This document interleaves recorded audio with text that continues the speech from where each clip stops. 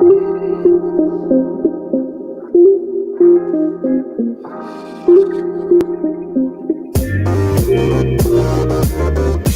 to the Wolverine Digest podcast, the best spot for objective and authentic coverage of Michigan athletics. If you want open dialogue, honest opinions, and in-depth coverage of the maize and blue, this is the podcast for you. And now, here's your host, Brandon Brown, joined as always by Chris Bradler. Because it's Friday, you ain't got no job, and you ain't got shit to do. That's right. Kind of. That's right. I don't know. It feels like we don't have a job sometimes, and then other times, like we've said, it's like it's an absolute grind. I guess I'm getting an error here, man. I don't know. I don't think it's going live on Twitter for some reason. That's the first time that's ever happened, so that's kind of a bummer. Well, I think we're rolling live on Facebook. Yeah, we're good. We're good.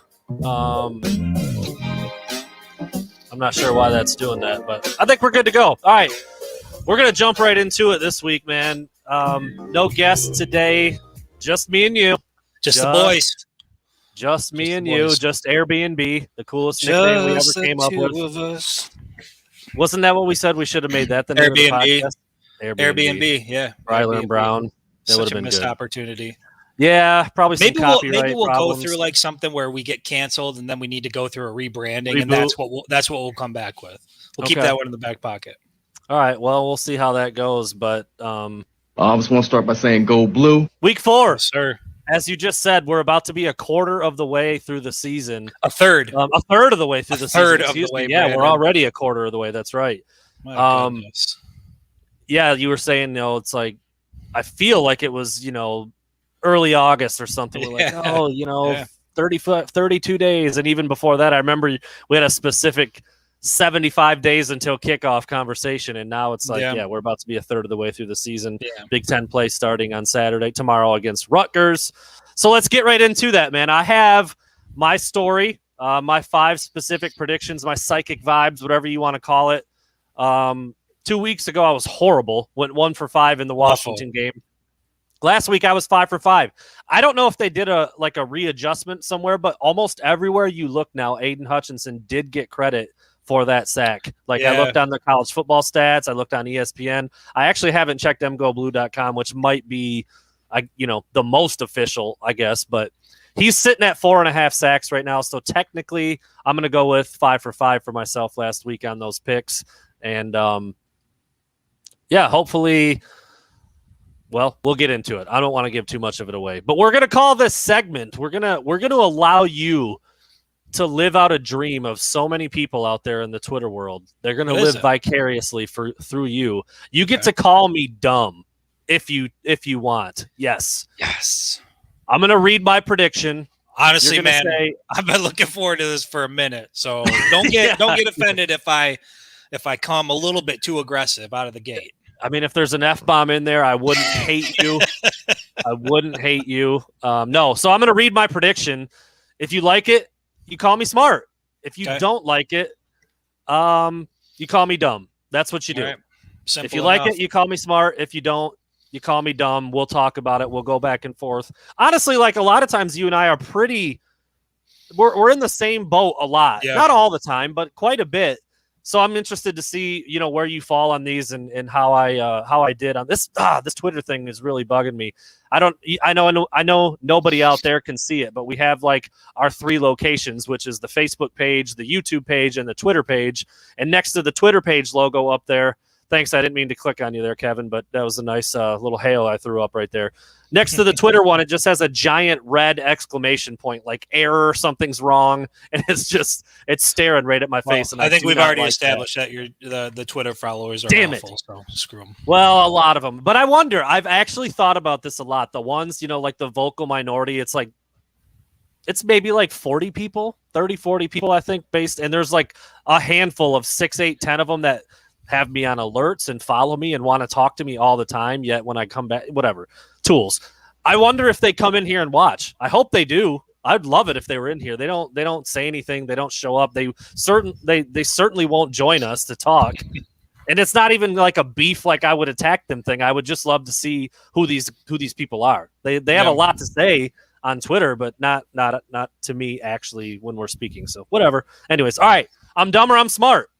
I don't have any cool music for this. It's just going to be a conversation. 5 specific predictions for the Michigan versus Rutgers game tomorrow. Number 1, Chris, Blake Corum will score multiple touchdowns again.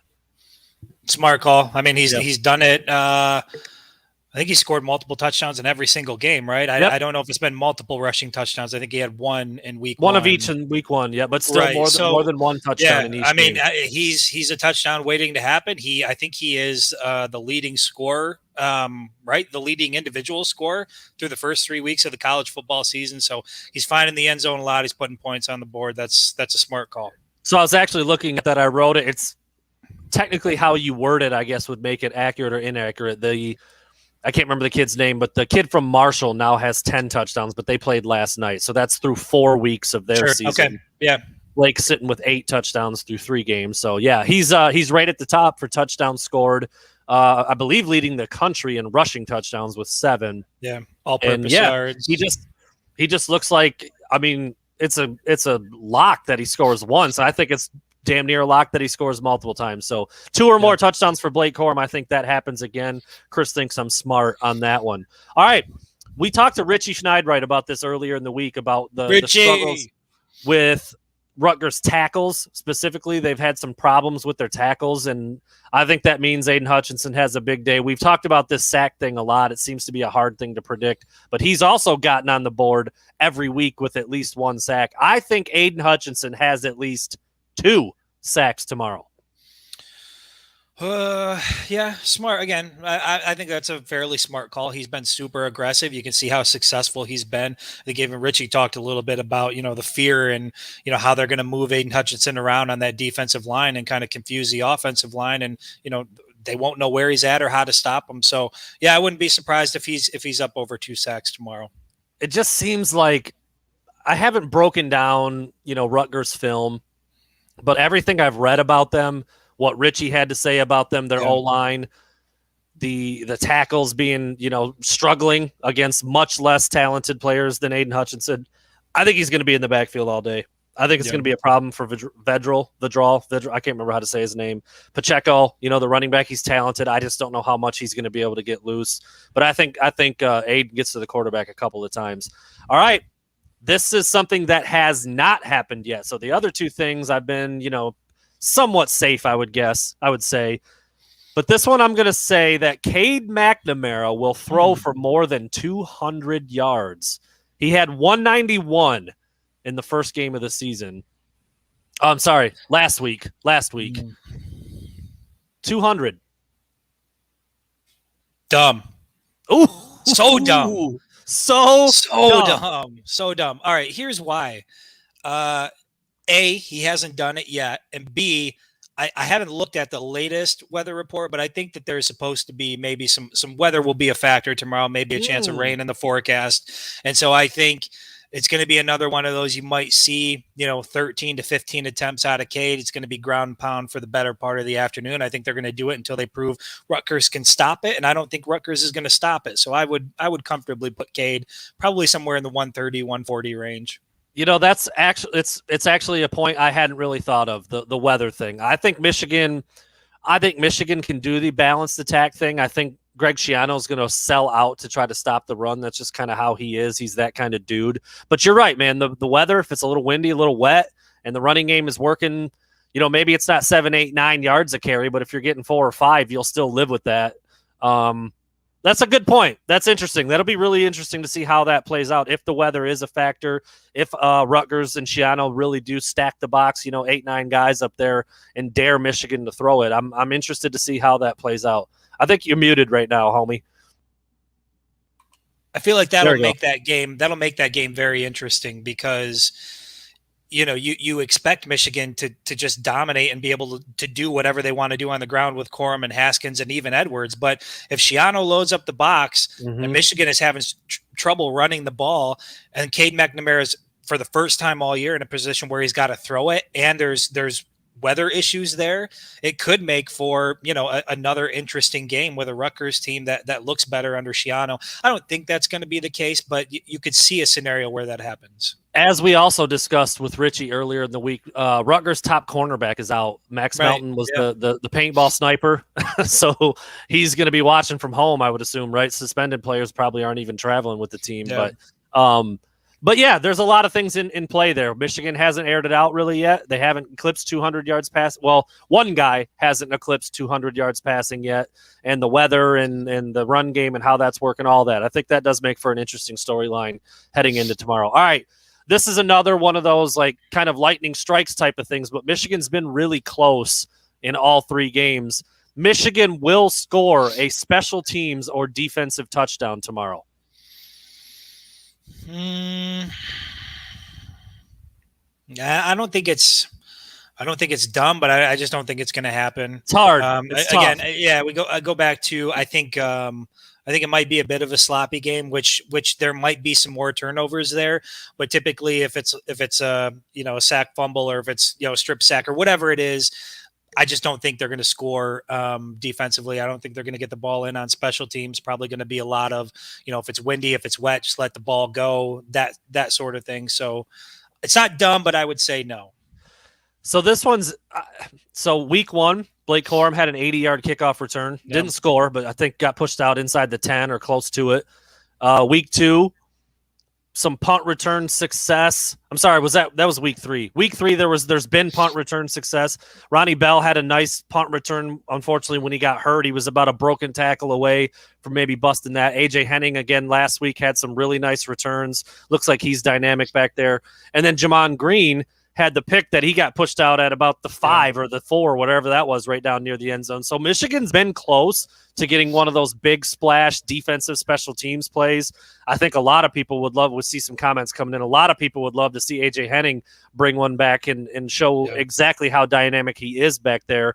So I think it's possible. But yeah, this is just one of those things where it just doesn't happen very often. I mean, when a team, I think it was a few years ago, Alabama had a defensive touchdown in I don't know, maybe 5, 6, 7 games in a row or something. And that's like unheard of. I mean, that is crazy to put together a streak like that. So it's tough to do. It's just a hard thing to do in a game. Usually they're often pretty long plays and there's a lot that can happen, but Michigan's been close. So I thought I'd throw it out there. And that's probably my biggest limb that I'm going out on, is that there will be a defensive or special teams touchdown, but we'll see. They've got some weapons in those areas and they've been close a couple of times. All right. And the last one, typically you want to stay away from this with Michigan, but Michigan will cover the 20.5-point spread, which is a big number against a conference opponent. It's only a point less than it was against NIU, which is kind of crazy to think about, but Michigan's been trashing these things, man. They've been all over them. Yeah, it's crazy because Rutgers, they seem like a decent team. They're 3-0. That's a pretty big point spread, but I've got Michigan covering it's 21.5 or 20.5. 20.5. I've still got Michigan covering. So yeah, I think that's a smart play. If Michigan's got the 4th highest scoring offense in college football right now. And if you look at the way we've talked about, what this offense has looked like over the last couple of years under the leadership of Josh Gaddis, it's gotten worse year after year, down and I think ranked in the 40s and the 60s, maybe even last year. And it looks pretty unstoppable at this point. They're putting the ball in the end zone. They're racking up yards, especially on the ground, obviously. So yeah, I'll pick Michigan to cover that for sure. I don't know how a Rutgers team, keeps it close. We'll get into the specifics of that a little bit towards the end when we talk about our actual putting our bets down and the little bit more of a deep dive into the Michigan Rutgers prediction. But I'm with you. Michigan has doubled and tripled the spread in every game this year. It's just been very, it's been a new vibe. That's normally not how Michigan operates. Even when they're a really good team, they don't do well against the spread and they don't typically blow teams out, but they have been blowing teams out this year. So we will see how that looks tomorrow. All right, next segment coming up. Here we go. Big Ten, big game. I don't really think it's a debate. I guess we'll see. But Notre Dame taking on Wisconsin in Chicago at Soldier Field tomorrow at noon, especially with Michigan playing Wisconsin the following week. I think this game it's huge. I think it's a huge game. I think it is, I don't know, it might be like 3-2 at the end of the game. I don't. I just don't. Maybe I'm wrong. I just don't see either of these teams putting up a ton of points. I just think it's going to be a knockdown, drag out, and I think that bodes well for Michigan with Wisconsin on the schedule next week. But this is a really big game for Notre Dame and Wisconsin. I know it's not a Big Ten head-to-head matchup, but for a Big Ten team trying to prove itself against another, kind of perennial blue blood power, it's a big game, no doubt. It's a big game, and Wisconsin's coming off of a bye week, and I think that they had Penn State come into Camp Randall in week 1 and hand them a really tough loss, 16-10. And then obviously Wisconsin went out against Eastern Michigan and kind of got back on track. But this is a game that, if Wisconsin, if they want to carry some momentum into the remainder of the season, I think that you got to get this one. You can't enter, conference play with a loss to Penn State, or not really enter conference play, but you get it. The Big Ten meat of the schedule with already a loss to Penn State, and then you add a loss to Notre Dame. I think that'll put the team in a tough spot. So it's going to be interesting to see how it plays out. I don't really know what Wisconsin is at this point. I think Notre Dame's pretty decent, but Michigan fans definitely want to keep an eye on that one because, the Wolverines are going to go up to Madison just a week later. And that's a big game for Jim Harbaugh and the Michigan football program. And you look at this from Wisconsin's standpoint too. You mentioned the tough loss to Penn State. If they lose this game to Notre Dame, where's their confidence at? Every team with a pulse has beat them. I know it's going to be a home game for Michigan, but this neutral site game in Chicago adds a little intrigue to it too. You don't get that Camp Randall vibe. I think it's a tough game. We're actually going to come back to this and talk about the spread and make an actual, prediction on maybe the score or the points. But I just see this as being a slugfest, man. Just back and forth, not a lot of points, and really taking a toll on both teams, I believe. Listen to this. So if you're Wisconsin, if you can get through Notre Dame and if you can get yourself through Michigan next week, you've got Illinois, Army, Purdue, Iowa, Rutgers, Northwestern, Nebraska, and Minnesota remaining on the schedule. Iowa, the only tough game. Iowa's the only tough game there. Like Wisconsin has a legitimate chance to win out the remainder of that schedule once they can get past Michigan. So, the next 2 weeks for Wisconsin are going to be huge. And like I said, the game for Michigan next week up in Madison, that's the one now where we thought it was going to be Washington. That was going to be the game. It's not Washington. It's Wisconsin now. That's where we're going to find out whether or not, Michigan's for real. Shifting gears in a tiny way. Big Ten, big lane. Ohio at Northwestern. Give it to me. Inject it into my veins. Chris, I will give you a whopping $8 bonus if you can name one player from Ohio. I have no idea. There you go. No idea. Huge game. What time's it kick off? Noon. Awful. Why do I feel like Northwestern's always tied up into those awful noon kickoffs against a shitty opponent? It's like, honest freaking question. Who's watching that game? Ohio and Northwestern alums don't even want to watch that game. Yeah. It's an ugly game. What else can you say? It's an ugly game. I don't even like talking about it. This is like hazard pay. Like, I'm sorry, Chris. We got a tough one today. We got to talk Ohio at Northwestern. We don't really have to. Well, that's what I mean. Can you imagine having to cover it? I know. It's just to get it. I know our friend Lauren, who used to do some work for us here, did some videos. She's running the Northwest. I might shoot her a text and be like, pumped about that one tomorrow or what? Right. I don't know, man. It's something about the Big Ten West. Like, all of those teams, like, they just don't do it for me. Wisconsin, Northwestern, Minnesota, Purdue, Iowa, Nebraska. Like, I don't know. The Big Ten West to me is like, eh. Yeah. So Northwestern is sitting at 1-2 with a bad loss to Michigan State, and they also lost to. I just looked at this. They had another bad loss where you're like, dude, Northwestern. What exactly is going on with them? They lost a ton of production. The only game they lost did to Duke. Week. Duke last week by 7.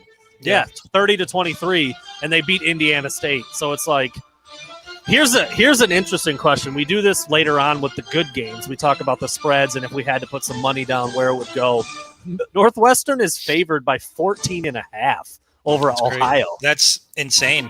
I don't know anything about Ohio, but I think I'm all over the Bobcats on that one with the points. Yeah. Yeah, How is absolutely. Northwestern With going to 14. outscore anybody by 15? I don't know. I mean, they only put up 24 points against. What was it? Tennessee? I forget who it was. I had it in front of me. Duke.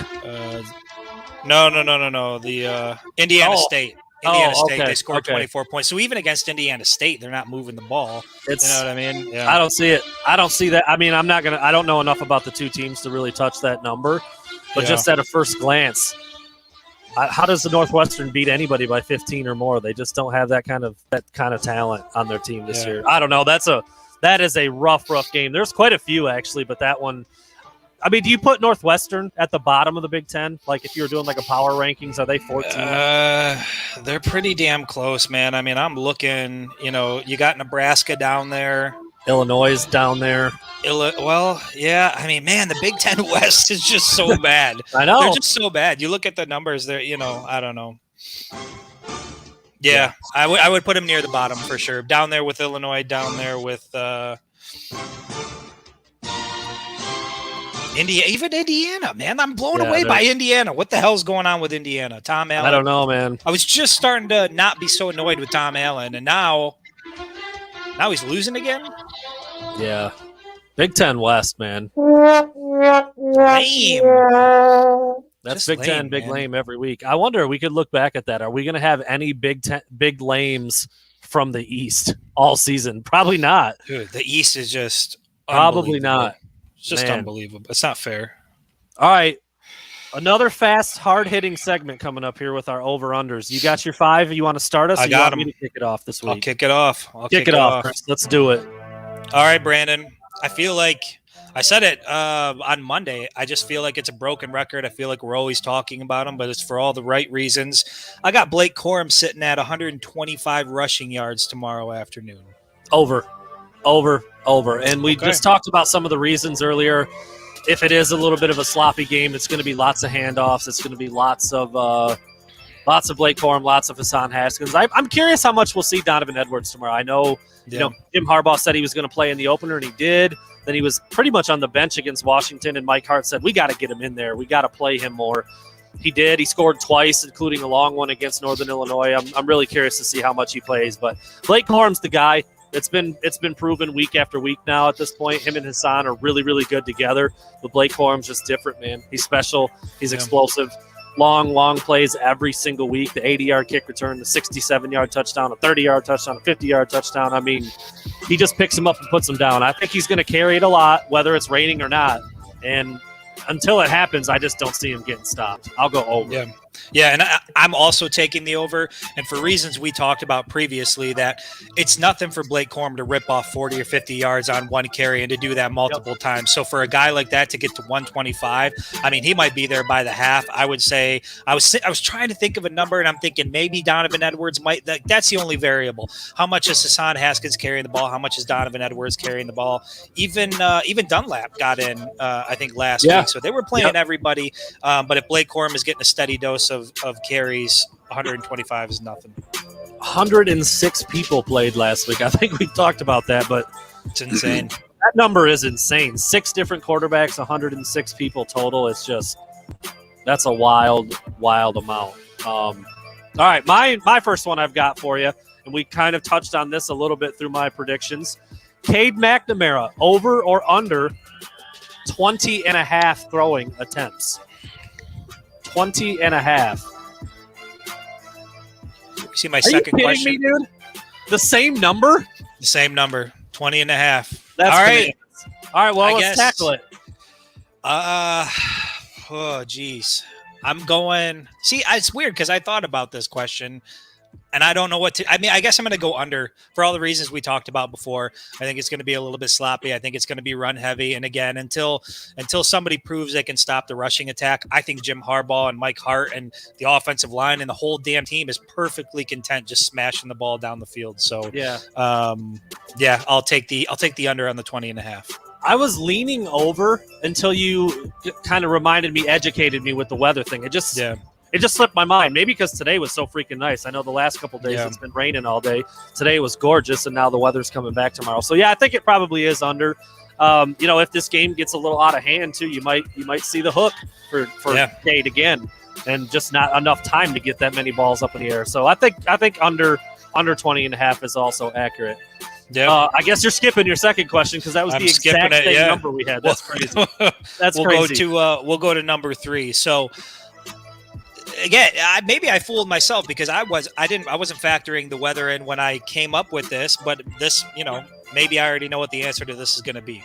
So in the passing game, I've got the over under at deep attempts. In deep attempts, I qualify over 20 yards at 4.5 by Cade McNamara. Under.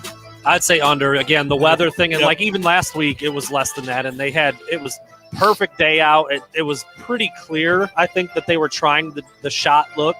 Yeah. Actually, they might have been close to that last week because they had the 3 deep ones to Cornelius Johnson. Yep.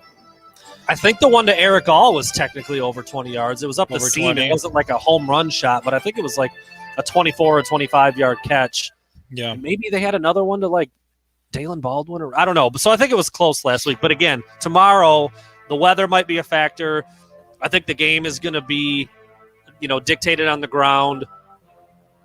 I don't know, though, man. I'm telling you, if Greg Schiano comes out and puts 9 guys at the line of scrimmage, he's daring you to throw the ball, and you're going to have to take some shots. So that one's going to be close. I'll say under, but I wouldn't be surprised if it just hit like 5 times maybe.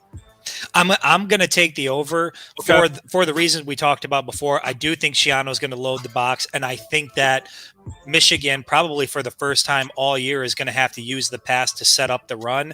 And then once they get that thing going, like Blake Corum would say, get that thing going, I think that they're going to be totally fine. But I do think Cade McNamara is going to attempt a few deep shots. I'll take 5. I would take 5 on the over at 4.5. Yeah, I think it could be close. I think it'd be right around there, 4 or 5. So that means you put the number in a good spot. When you're like, 4 feels okay, 5, I don't know. That's where it belongs. All right, I'm going to stick with the passing game. I don't know if we're ever going to see this one all damn year. I don't know what this is ever going to look like, and we've had this discussion before. So it's anyone in a damn maize and blue jersey with 4.5 catches.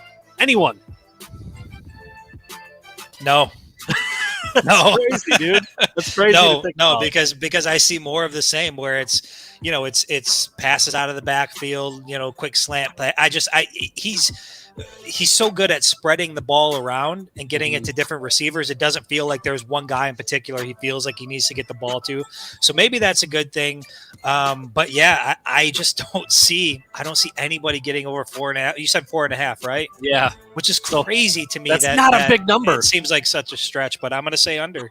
I think I would too. I mean, your leading receiver with like 4 receptions, 76 yards. What's the most that someone's had in a game this year? I think it's 3. I can look it up real quick if you're going to do your over. Okay, I'll do a little talk thing. Yeah, I think it's 3. It might be Blake Corum too, who's obviously a running back. So this one is just. I mean, again, I'm much more confident in what Michigan can do through the air than after the first 2 weeks. It just looked good last week. Now again, it's Northern Illinois. They were pretty much getting whatever they wanted. When you're running for 10 yards a carry, you open things up in a massive way. I get that. But I liked the timing of it. I liked the play design. I liked, throwing it up and letting your guy have a chance. I liked all that stuff. I liked those shot plays in college football. Yeah.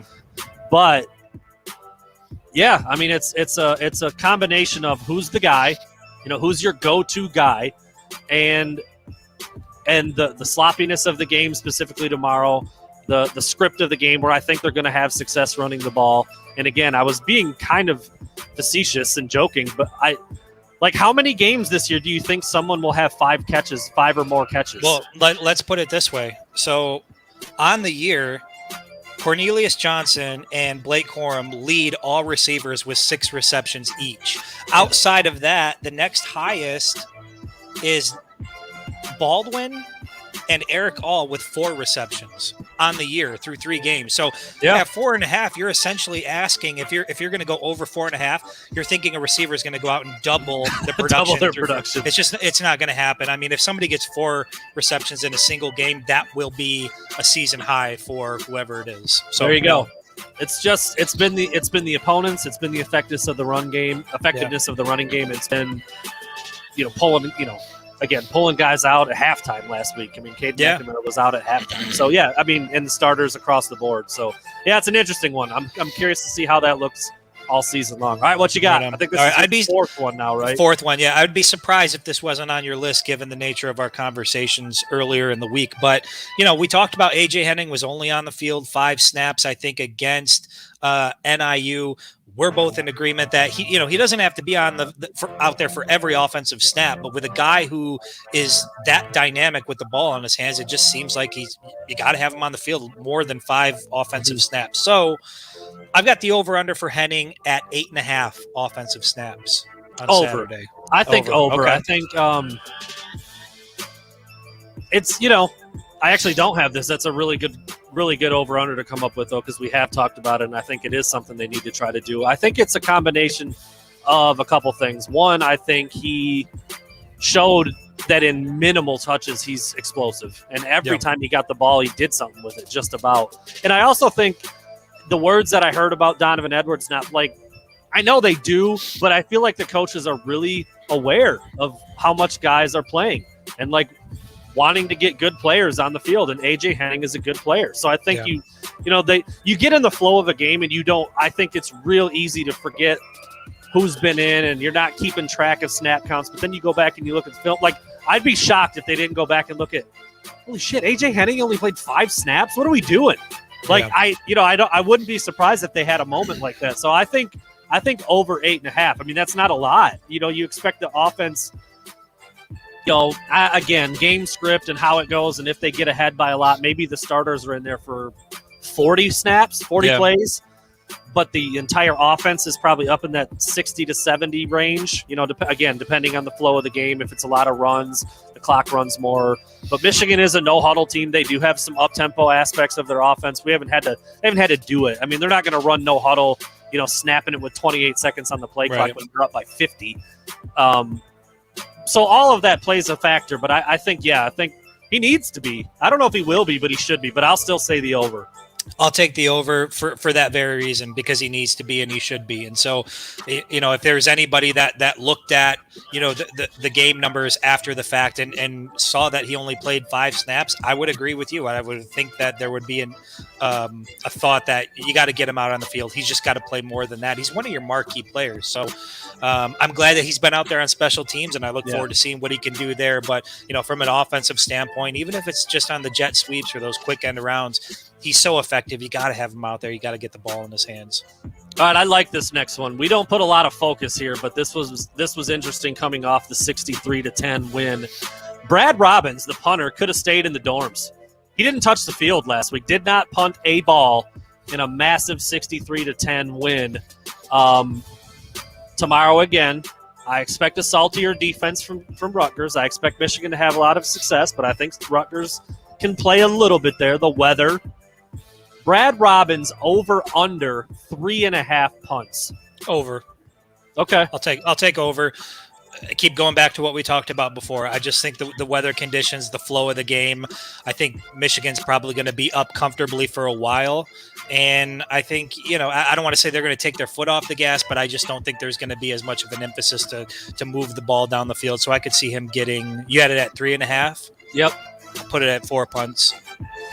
I think I'm going to go just under. I think when you can play an inferior team like last week and not punt once, and I mean, you score 63 points and you've got backups to backups to backups playing and you still don't punt, I think Rutgers is better. They're certainly better than NIU. Be interested to see Rutgers and Washington play right now on a neutral field. Right, yeah. But I don't know how good Rutgers really is. They haven't played anybody very good yet.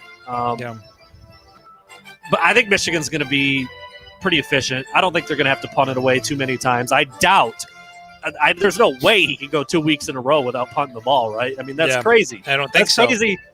I mean, even in any game against any opponent that your punter never even steps foot on the field is crazy. So I'll put it under, but I think it could be close. This is another one where I'm like 3, 4 is like I'm getting a little nervous about 4 punts. I'll say under by a touch. All right, sir. I got my final one here. Yep. I've got the longest run for Michigan on Saturday set at 40.5 yards. I was going to say 42.5. So we're in the ballpark again. So I guess I'm going to go over. I mean, I just until Blake Corum is bottled up for a day where he doesn't, dust a safety on his way to the end zone, I'll just keep thinking it's going to happen. Yeah. Again, more talented than Rutgers. I think there's gonna be a lot of opportunities for rushes. They're gonna run it a lot. He's just really good. I don't think it's anybody else. I think it's him, and that's probably it. Donovan Edwards has that. I don't know how much he'll play tomorrow. We'll see. But I think, like I said, until it doesn't happen, I'll say it's going to. Yeah, I mean, the offensive line is balling out, and I think all three of those guys, Corum, Edwards, Haskins, all of them have the ability to rip a big one off, and I think all of them have, at least in one, once in each of the first three games. I'd have to go back and look, but it seems like all three of those guys have gotten loose at least once. And you're right. I think Blake Corum's probably the most likely candidate. He just seems like a guy that's going to take 50+ yards every single time he's out on the field. He's like a ticking time bomb just waiting to go off. So yeah, I'll hammer the over on that easily. And shoot, man, don't sleep on Michigan's effectiveness of doing these reverses to Henning and Roman Wilson. There you go. Yeah, Roman Wilson, Henning. I mean, shit, man, you could even get Andrew Anthony. Still, yeah. I mean, there's a lot of guys who could pop off a big play. We've seen it from A.J. Henning. He had the really long touchdown. Roman Wilson was about a shoestring away from taking one to the house last week. So, yeah, I think you got plenty of guys, plenty of speed out there who can pop one long. But I think if it's the field, I think it's definitely over. Even if it was just Blake Corum, I think I'd probably still take the over. So maybe I should have set it at 2.5 rushes of over 40 and a half. Yeah, maybe that's a better way to look at it. I think Michigan would still take the over. I think Michigan has a couple long runs. Yeah, I'd be tempted to hit on 2.5 over. But yeah, I think they've got a lot of exciting players on offense, so I think that'll probably happen. All right, this is something that we've talked about every week. Every week because of the opponents, every week because of the way the game has played out, and every week because we're really curious about what it looks like for the rest of the season and certainly in the future. How many quarterbacks do we see over under 1.5? So you're essentially saying, is it Cade wire to wire? Or do we see JJ and the others, or maybe it's just JJ for a quarter or whatever? So simple. Quarterbacks in the game, 1.5. Last week it was freaking 6. Over. It's not going to be 6. Yeah, because I think you're going to see McCarthy, and I think you'll see Valari out there maybe on a. I don't know. We heard about. We heard in the preseason, there was this plan for Valari and how they were going to use him. And Taysom Hill. I mean, yeah, based on what we've seen so far, like I don't know if there's more to what he was practicing there in the offseason, but it's good to see him out on the field. I could see Michigan playing three quarterbacks on Saturday, so we'll go over. I think over too. I think we will see JJ at least. I guess if Valari gets in there for a gadget play or a couple of QB power runs, like technically that would count. I was thinking more Cade and JJ like actually running the offense, playing, but that would count. Yeah, and we didn't. Yeah. I don't think we've seen Valari in. Have we seen him in every game? In all 3 games, I believe he's come out and he's because I remember it under the lights. I feel like we saw it first week 1. So yeah. So I guess they're trying to do it. There's at least I feel like they're willing to give him at least 3 or 4 plays on a series and see where it goes. We did not see JJ against Washington, right? We didn't. We did not. Okay, so maybe we'll see. I mean, if the game is closer than it was against Washington, maybe it's Cade wire to wire, and then maybe you do throw Valari in there for a gadget play, or you need to pick up a short yardage, or I think maybe he was in on a 2-point conversion attempt also. Yeah, I think so. I think all of those would be on the table. All right, and then I've got one more, right? Because you're done because we had the same one. Yes. Yep. Okay. Michigan, you mentioned, I think you made a mention in one of the earlier segments that Michigan is 3rd or 4th in the country scoring. They're averaging 47 points a game. Yeah. So there's the number. Over under 47 points against Rutgers. I'm going to take the under. I just think it's going to be a bit of a slower pace. But it won't be by much. I could still see them getting up in the 40s. I don't think that they're going to be knocking on the doorstep of 50 tomorrow. And if they are, then, I mean, you're looking at this offense and you're thinking, is anybody going to be able to slow them down? And obviously you point to Wisconsin, but man, if they can have another outing where they're knocking on the door of 50, kudos to them. I'm going to take the under as well, just a little bit. We'll do our predictions here in just a few minutes. And the number that I'm on is less than 47. It's really that simple. I just kind of think about how the game could go back and forth. Again, the pace of play, if you're running the ball a lot, the clock's not stopping as much. The weather, we've mentioned a bunch of times now. Yeah, I think I think it's still going to be pretty lopsided. I think Michigan wins by quite a bit, but I don't know if they quite get to like the 47, 50-point mark in this one, but still a pretty productive day for Michigan's offense. So I will take the over by or the under by a little bit. I put out earlier today about I didn't realize that this is the third highest point total they've had through the first 3 games. I saw since, that. Well, 2016 they did it, and then 1976 would have been the last time. And so, in 76 they won the conference championship. Obviously, we know what 2016 looked like. So, I mean, yeah, I get that their opponents haven't been all that great, but they're still on a pace that they just have not been at historically often. Yeah. Yeah, I mean, the offense has done some really good things, and I expect more of those good things tomorrow. I don't know on what level exactly. The weather, high octane, high performance, point scoring Michigan offense. Is that what we have? It's been that way so far. Well, here's a quick little. This is a nice discussion question before our final segment. Yeah, let's hear it. Would you call it high octane? I was thinking about that as I said it because it's more of like a. It's bully a ball. super efficient bully man ball approach. Yeah. I mean, they scored a ton of points last week. But I was going to say, usually bully ball is like 13-7, and you're just pounding on each other all day. But 3 yards in a cloud of dust, not 10. I feel like when you're averaging almost 50 points a game, I Yeah. think you can call that high octane. And if you look at the way Blake Corum carries the ball and some of the big plays that they're ripping off, I would say it's high octane for sure. It's a big play offense. It's on the ground. But, I mean, dude, they're ripping off 40, 50-yard plays like it's nothing, man. That's an interesting question. I think if any time I've ever thought about the words high octane or written it, I'm thinking, a bunch of big passes, and it hasn't been. But dude, if you score 60 points, I don't know how you can call that. I don't know how you can't call that high octane. Like you said, the average and damn near 50 points. Top 4 in the country. Almost scoring. 10 yards a carry. The leading rushing attack in the country. I wonder how other people would, if you just grabbed a bunch of Michigan football fans and asked them to just give their opinion on high octane. Is this a high octane 2020? Well, it's not modern. It's not but it's also offense. not 10 or 5 yards in a cloud of dust or whatever the hell that's. It's not that either, It's interesting. I don't know what it is. It's kind of like it's this nice little hybrid of smash mouth football and what we've been wanting to see, which was an explosive offense, right? This whole speed and space philosophy. I know we don't like to bring it up, but we've seen more of that this year than we've seen ever since Gaddis has been here. So, I mean, it looks really damn good, and yeah, I would say high octane for sure. When you're ripping off 50+ yard plays on the ground routinely, high octane. All right, we'll finish up with place your bets. Rack it up, Chris. We're getting rich this weekend, bro. Putting $10K down on these games. Wow.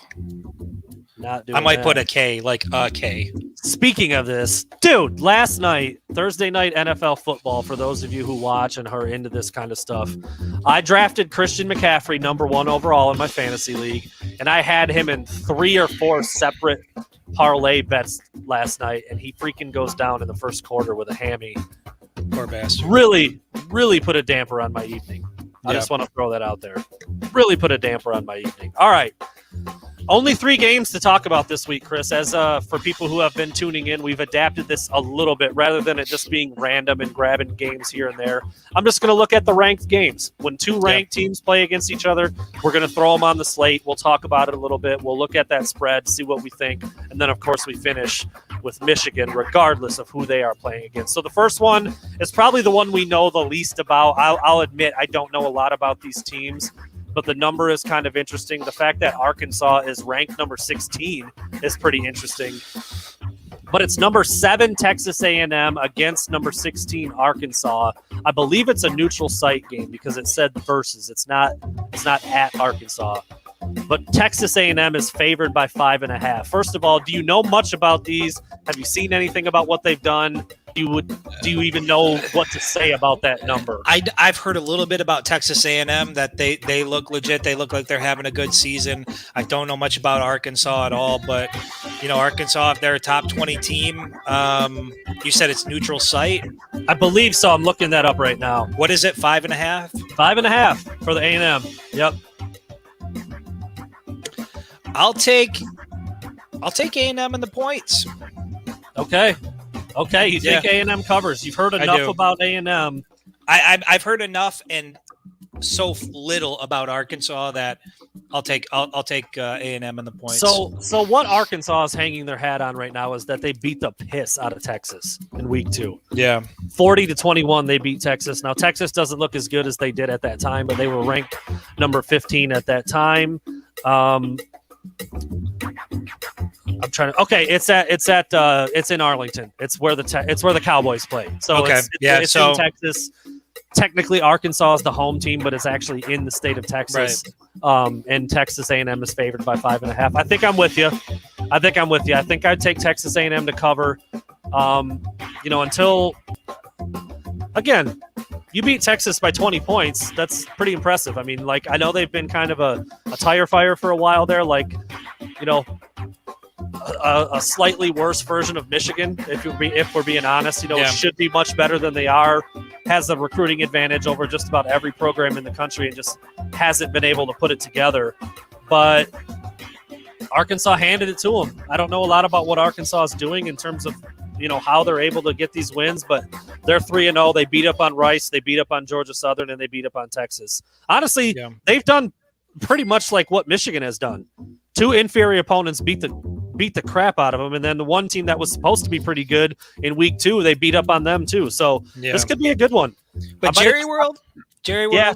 I might have just talked myself out of it, but I think I'll still go with Texas A&M in the points. Good call. All right, we're going back. We're going back to Big Ten, big game. Wisconsin and Notre Dame at Soldier Field in Chicago. The Badgers are 6.5-point favorites of this one. Noon game, big game, neutral field. Yeah, I'm going to take Notre Dame here. It's Soldier Field.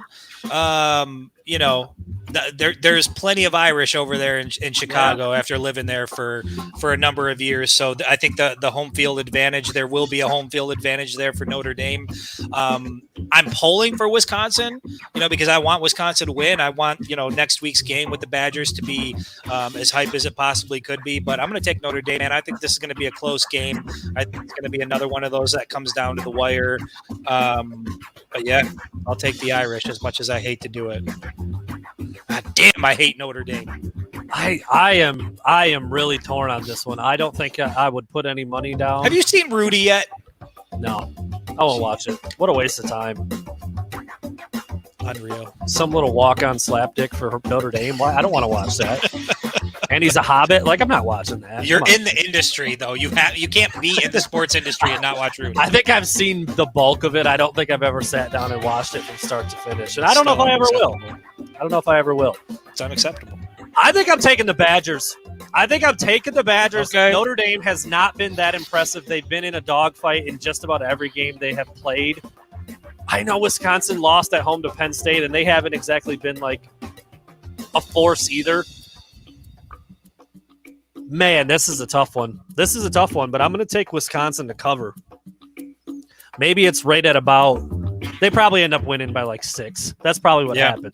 If you're putting money down, you want them to cover. They win by 6. They fall a half a point short. That's a really tough one. I'm interested to watch the first part of that game. We'll miss part of it in transit to the stadium and then getting into the press box, but we'll be able to catch the end of it before Michigan kicks off. So I'm really interested to see how that one plays out. Get a little closer look at Washington as Michigan prepares for them next week, and see if Notre Dame can beat them up a little bit. And then hopefully Wisconsin wins. Though you want Wisconsin to win, you don't want Washington 2.0. I mean, that game was supposed to be all world, even though they weren't that good, but losing to Montana sucked all the air out of that one before Washington even got to Ann Arbor. You want Wisconsin coming in off a win. Yeah, that's if you go into Soldier Field and they lose to the Irish by 21 points, it's all of a sudden that game and next week with Michigan. I don't know if that would put my mind at ease or not. I don't know if that would make me less nervous or more nervous. Throw this up there real quick. Yeah, that's right. Jerry Jones is an Arkansas alum, so he's hosting that pretty big game. That's kind of cool, I guess. And whatever, we'll see how that game plays out. Arkansas has been, they're better than they've been in a long time, so people are excited about that. All right, last but certainly not least, we've talked about it a lot. Michigan Rutgers. Michigan favored by 20.5 at 3:30 in the Big House. We'll be there. We'll be bringing you all the latest. What do you think about this number? We talked about we both are firmly entrenched in picking Michigan to win, but this number is large. Hasn't bothered Michigan yet. They've covered every game by a lot. Do they do it again? 20.5. I've got them at 21 points. So I've got Michigan 38, Rutgers 17. I think they're going to give up some points late to Rutgers. But I think, again, it's mostly Michigan for the bulk of the afternoon, just kind of hammering away, and they get out of there with a relatively easy win. And then we can get to next week and start talking about some interesting football with Michigan and some big games. So let's just get this one out of the way. Michigan 38, Rutgers 17. I wonder, just to piggyback on your comment real quick, what do you think the players are thinking? Do you think they're thinking like, let's just get this one out of the way? Triple overtime last year, man. I don't. I mean, you listen to a guy like Blake Corum talk about wanting to kill everything in front of him. I think this team's wired different, man. I think that this is it's going to be a business approach. I think they're going to come out hungry. I think they're going to want to make a rough day for Rutgers. So I just think the mental makeup of this team is special, and I expect them to handle their business. I have got Michigan winning 42-14, so another pretty big day against the spread. That's a 28-point win. I don't know if I would go like if this was like 21. Honestly, like if this was 21 and a half, that one extra point really changes a little bit in terms of what the scores can be and how you put points on the board. But I would take the cover here. I would take Michigan to cover 20 and a half and beat up on a pretty big spread for the fourth week in a row. I mean, they absolutely crushed it last week. It was 21 and a half. They won by 53. Yeah. And then against Washington, it was only 6.5, and they won by 21. So I mean, it's been pretty lopsided every week. Obviously, big one against Western, and they won by a lot there too. So I'm going to take them again. They've shown me some things that travel. This is something I was talking about with a couple buddies. Like everything Michigan seems to be good at works and travels most of the time. Yeah. Physical offensive line, running the ball, not making self-inflicted wounds, not making mistakes, not turning the ball over. I think after 3 games, you know what your team can do, and I think they're pretty good in all those areas. Yeah. It's a smart team. It's got some senior leadership that takes things really seriously. It's got some organization in it with Mike McDonald on defense that I don't think was there under Don Brown. Am I slurping yet, dude? Is it happening yet? You are. You just don't know it yet. Yeah. Little tiny one at the end there. Chris, I'm excited, dude. We're going to week 4 tomorrow. Or today, whenever you're listening to this. A third of the way through the season. Yep. Just slow down. It's like your kids growing up, man. Like I was talking to my son about that today. He turned 7 October 6th. I'm like, slow the hell down, man. Just, wow. He's like, well, then pretty soon I'll be 10, and then I'll be driving, and then it's like, Jesus. So my little guy's coming up on 2, man. He's coming up on 2. I mean, he's a little ways off still. January, he'll be 2, but it's coming quick. Time is marching on. I mean, dude, all summer long, we just can't wait to go to bed and get up because I'm a day closer. Can't wait to go to bed and get up because football's a day closer. And now we're just marching through the season. It's going to be the halfway point, and then it'll be Thanksgiving weekend before we know it. But before all that, Michigan will get Big Ten play started against Rutgers. I think another easy win. We've talked about all the reasons why. We gave our predictions. And then Michigan should be sitting at 4-0 for that huge contest in Madison, which we will also be at, which I'm super pumped about. Doesn't get much better than that, right? I'm excited, man. Camp Randall, I can't wait. That's bucket list stuff for me. Bucket list stuff on a Friday. Because it's Friday, you ain't got no job, and you ain't got shit to do. We got a little bit to do. We'll get it done. Thanks for listening, everybody. We'll see you on Saturday after the game.